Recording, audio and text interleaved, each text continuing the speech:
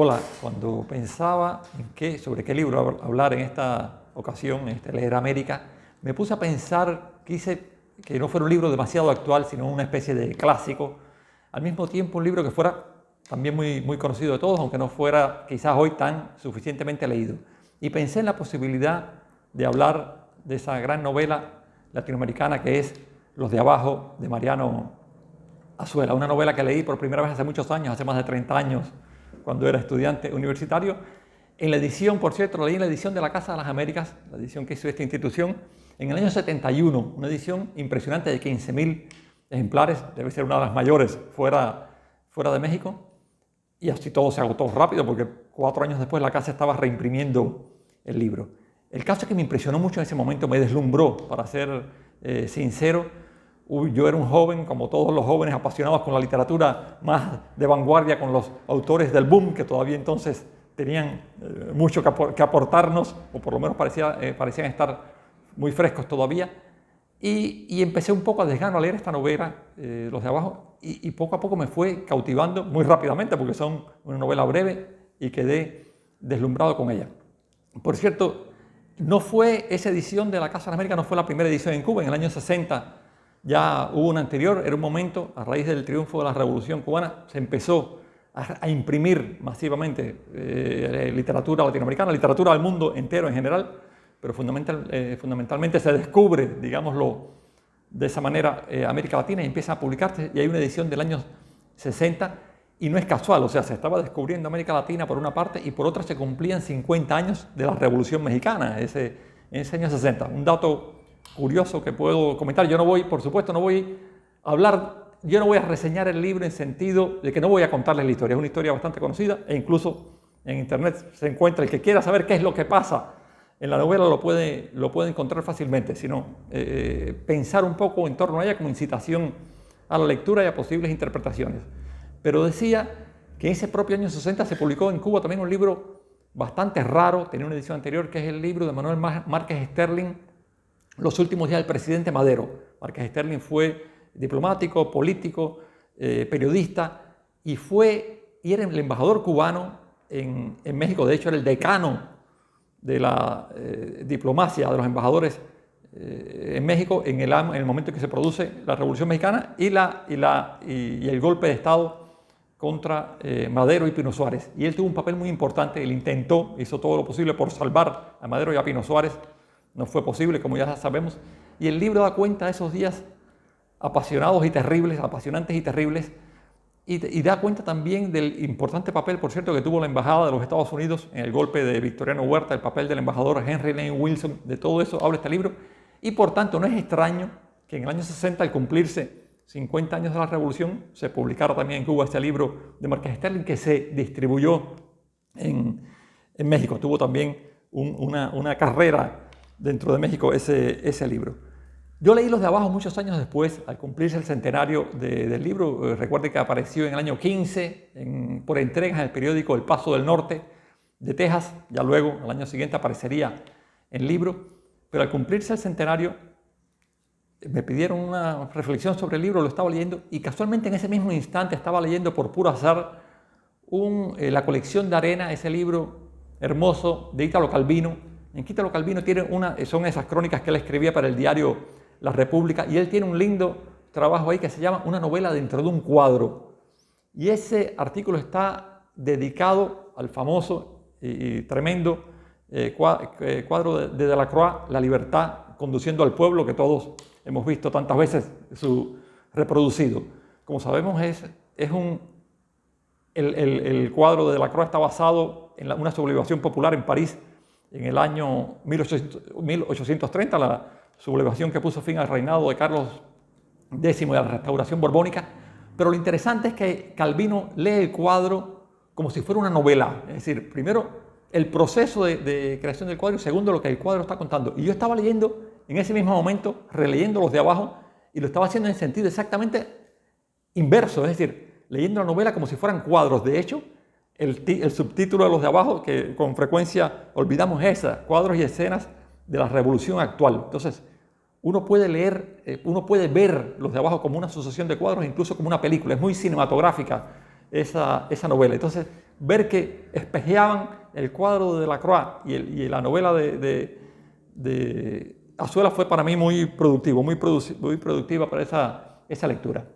Como sabemos, es ya un lugar común. La novela de Azuela inicia uno de los ciclos más provechosos de la literatura latinoamericana, el de la novela de la Revolución Mexicana, pero recordarán ustedes que la novela, bueno, primero, ese nombre de novela de la Revolución Mexicana se acuña bastante tiempo después, pero que la novela misma pasó un poco inadvertida. Ustedes saben, bueno, que Azuela era un médico que estuvo en la tropa de Pancho Villa, que había escrito antes, pero no tuvo mayor repercusión hasta que en el año 24, 25 se produce una polémica, una discusión que hoy nos parecería un poco improcedente, pero hubo un crítico que dijo que la literatura mexicana adolecía de cierto afeminamiento, o sea, le parecía que, yo me imagino que tiene que ver con el hecho del papel preponderante que tenían en ese momento los escritores que pronto fundarían la revista Contemporáneos, lo que identificamos con el grupo de contemporáneos, y supongo que tuvo que ver con eso, pero pronto eso provocó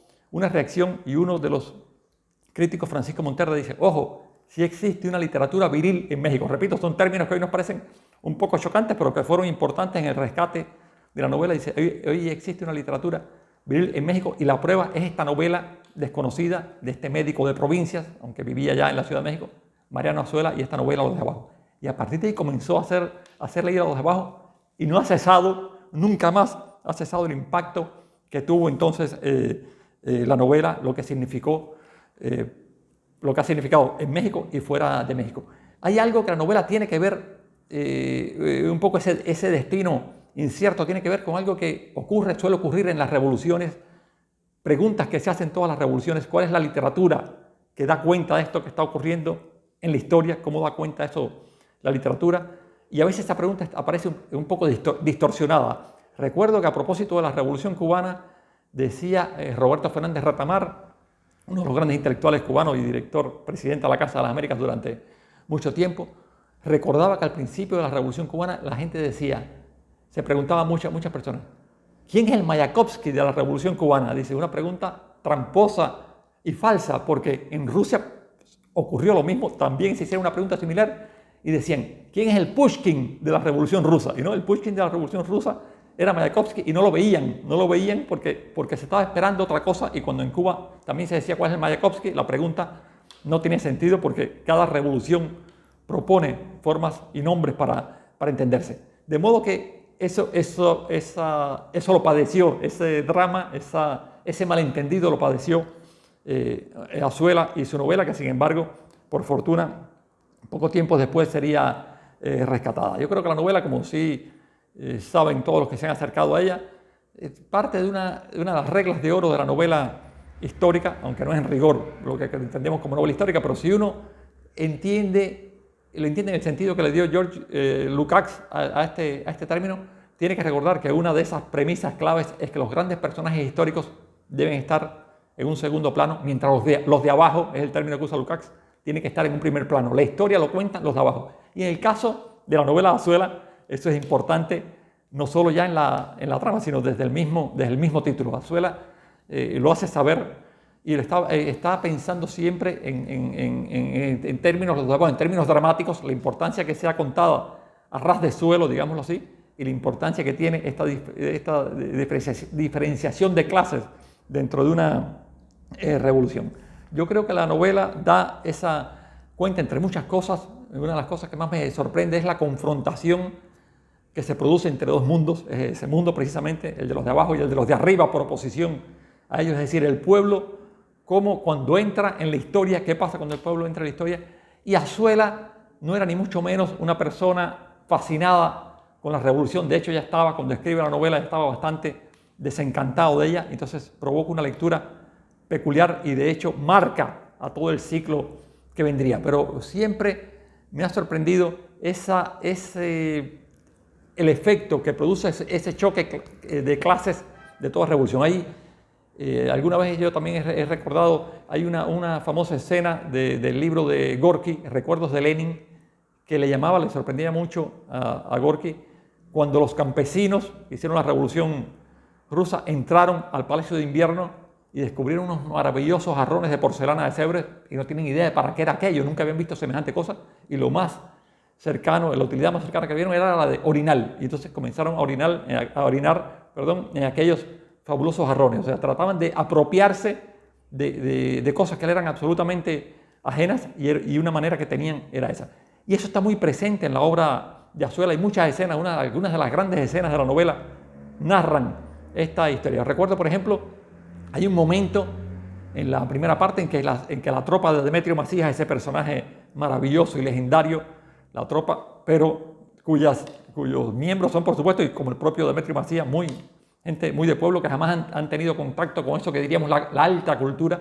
Cuando entran a saquear en una de las casas de los ricos, se produce cierto cuestionamiento de qué significa eso, y hay un personaje maravilloso y terrible de la novela, que es La Pintada, y La Pintada dice algo así, porque la novela utiliza mucho el lenguaje popular, lo usa, transcribe fonéticamente el lenguaje popular y le queda bien, cosa que es muy, muy inusual. Dice: ¿para qué enjue si no la revolución? Si ahora los meros catrines somos nosotros. O sea, hay una inversión extraña, una apropiación extraña de La Pintada y de ciertas zonas de los protagonistas de esa revolución, que trataban de apropiarse del lugar que ocupaban las clases hasta entonces vencedoras. Pero hay otro momento que me parece más atrayente, más atractivo, que es que una vez llegan a una casa donde había una gran biblioteca.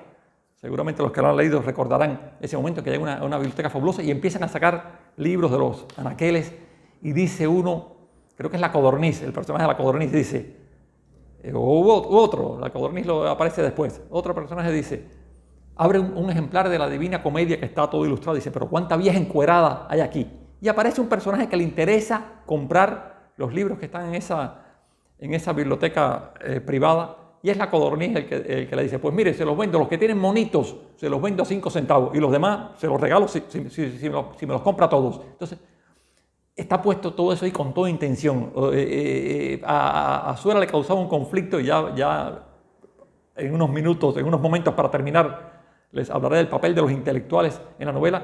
Le preocupaba el hecho de quiénes eran los protagonistas de la revolución, y los asociaba de algún modo a la barbarie. Tenía ese conflicto fundamental que es parte de la novela. Y hay otro momento, para terminar con esto, de esa confrontación de clases a través de ciertos objetos, en que como fruto de uno de los saqueos, un personaje se lleva una máquina de escribir. Pero la máquina de escribir pesa tanto que al cabo del rato se la vende a otro en 10 pesos. Y la máquina empieza a pasar de mano en mano, cada uno lo va comprando más baratos, hasta que la propia Codorniz la compra finalmente por 5 centavos y tiene el gusto de lanzarla contra el suelo y hacerla añicos. Y por supuesto, si uno se pone a pensar en esa escena, no puede dejar de reflexionar que esa máquina de escribir no está ahí por casualidad. No es casualidad que sea una máquina de escribir el objeto que utilice Azuela, aunque luego, de ese momento, todos los demás empiezan desde los candelabros, los espejos, todos empezaron a romperlo, pero la seña, el punto de partida lo da esa máquina de escribir. Y alguna vez noté en algo que lo he repetido en otra ocasión y no quiero dejar de mencionarlo acá. Como sabemos, la vida copia la literatura, y hay una escena que se produjo muchos años después, en el año 48, y permítanme dar este salto. En Bogotá se produjo la muerte, el asesinato de uno de los grandes políticos del momento, Jorge Eliezer Gaitán.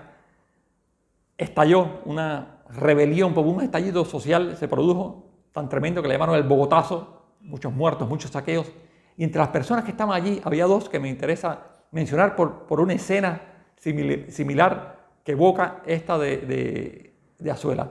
Resulta que entre las personas que fueron testigos de aquel momento, había un joven estudiante cubano llamado Fidel Castro, y había otra persona, no se conocían entre sí, un aspirante a periodista llamado Gabriel García Márquez. Y Fidel en un momento contó cómo en Bogotá, durante esos acontecimientos, vio la gente saqueando los comercios, y que una persona se llevaba una máquina de escribir, y para destruirla empezó a golpearla como con un palo. Y no lograba romper la máquina de escribir, parece que era buena. Entonces Fidel se acerca y dice, para ayudar en medio de la locura que haya, para ayudar a aquel hombre, agarré la máquina de escribir, la lancé al aire y se hizo añicos. Y entonces muchos años después Fidel recordaba esa escena un poco surrealista, de hecho hecha por un ilustrado, no era el personaje de Azuela, y contándosela a García Márquez cuenta esto, que Fidel en un momento le dice: ¿y tú qué estabas haciendo durante el Bogotazo? Dice: bueno, Fidel, yo era aquel hombre de la máquina de escribir, el hombre que le estaba cayendo a palos a la máquina de escribir soy yo. Supongo, por supuesto, que es una butad, es un chiste de alguna manera de García Márquez, pero ahí están hablando de otra cosa. O sea, hay un hombre que está, es un político llamado a revolucionar un poco la historia y un escritor llamado a revolucionar la literatura. Y ambos se encuentran según esa escena que revive la escena de Azuela y le da un sentido, una interpretación diametralmente opuestas. Y para ir cerrando, no quiero pasar por alto el papel que tienen los intelectuales en la obra de Azuela, en los de abajo. Hay tres aparecen en medio de esa caterva, voy a usar una palabra tremenda, pero caterva de personajes menores, personajes bárbaros, tal como Azuela nos lo pinta. Aparece el Loco Valderrama, que es un personaje bastante fugaz. Aparece Luis Cervantes, que es ya un personaje bastante negativo, es el personaje del intelectual oportunista, una figura bastante chocante que tiene un papel clave en la novela. Y aparece este otro personaje que es el Capitán Solís, que de alguna manera es el alter ego de Azuela. Solís encarna la figura del hombre desencantado, el hombre pesimista, el hombre que ya no le ve más proyecto, más fruto a la revolución, que entiende que es muy difícil, que hay una contradicción enorme entre el proyecto, entre el deseo de hacer una revolución social y el tremendo dilema de hacerla con personajes con los que él está conviviendo y de que aparecen en su novela. Y él dice algo así como dice: qué hermosa es la revolución aún en su misma barbarie. Es decir, es Solís el que resume de alguna manera ese drama que sostiene toda la novela y parte de la novelística de la Revolución Mexicana. Y como comencé casi hablando de Lacroix y del famoso cuadro La libertad conduciendo al pueblo, quiero recordar que en una carta que Delacroix le escribió a su hermano a propósito del cuadro dice: he abordado un tema moderno, una barricada, y puesto que no pude luchar en la revolución, por lo menos quiero pintar sobre ella. Entonces también recuerdo, para terminar un poco, que de alguna manera Azuela se diferencia de Delacroix en principio, en que sí estuvo en la revolución, sí participó en la lucha y escribió sobre ella, pero hay una semejanza clave. Ambos escogieron un tema moderno, que es el tema de la revolución. Es decir, aún con todos los conflictos y con todas las contradicciones que una revolución genera, aún con todo el drama que significa para la sociedad en general y para el escritor en particular, Azuela se da cuenta de que es ese gran tema, el tema moderno, es decir, el tema de una sacudida social que está cambiando todos los valores. En ese sentido, creo que se puede leer también, es una de las muchas maneras de leerse esta novela apasionante, que ciento y tantos años después de escrita sigue, yo creo, interesándonos, conmoviéndonos, apasionándonos, y todavía le queda, me imagino, un largo trecho por recorrer. Entonces, sin más, muchas gracias por escuchar esto y esta incitación a la lectura de la novela.